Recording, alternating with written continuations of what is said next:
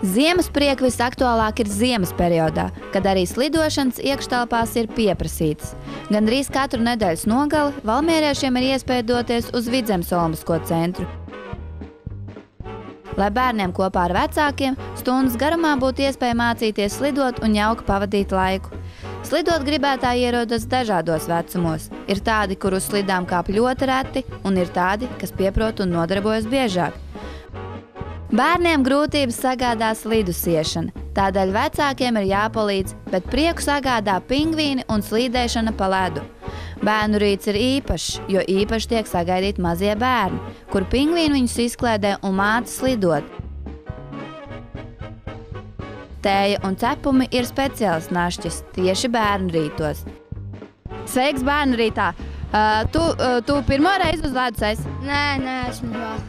Es vairākas reizes bijis. Un kā patīk šis bērnu rīts?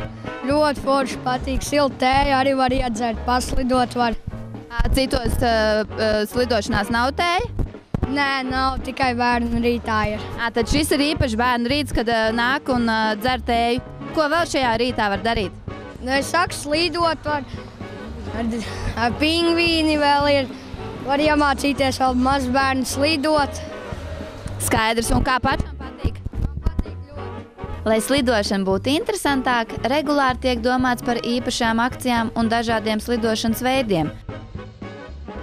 Bērnu rītu norisē uzsvars likts uz pašiem mazākajiem slidot gribētājiem un ģimenēm. Ģimenēm sākot no 3 cilvēkiem būs īpaši pievilcīga cena. Ledus īrē lats 50 un slidu nomai 50 centīmi.